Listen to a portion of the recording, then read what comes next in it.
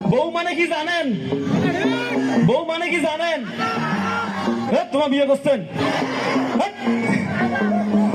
বউ মানে বিয়ে করছে এই পাশে জানে সবাই। বউ হচ্ছে একটা সংবিধান। কি গ্রন্থ? সংবিধান।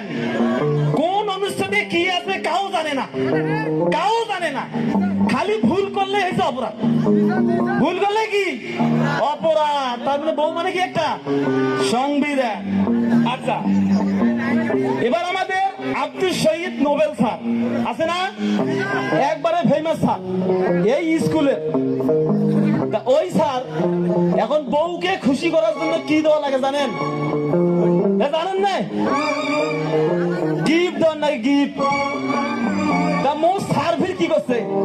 কি গিফট দিছে করবান? বিবাহ বার্ষিকী আসছে, এখন স্যার কইছে কি এইবার তো খেলা দেখান, গিফট চাইস দিছে এখন সিএনজি গিফট। কি গিফট? সিএনজি।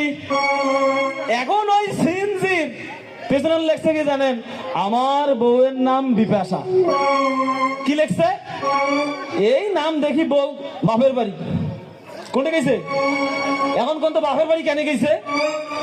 এইবার শোনো, বাপের বাড়ি গেছে কেন জানেন? আমার বউ বিপাশা নিচে কিন্তু ওই যে লেখা থাকে কি সিএনজি জানেন? ভাড়ায় চালিত। কি চালিত? তাহলে বউ কি থাকবে?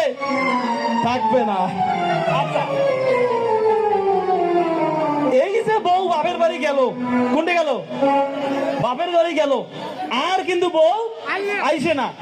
তা তোমরা জানেন নোবেল স্যারের মাও সারা জীবন কইছে কি বাবা তুই দুধে ভাতে থাকবো, তুই দুধে ভাতে থাকবো।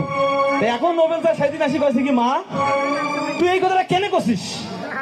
মুই দুধে ভাতে থাকিম?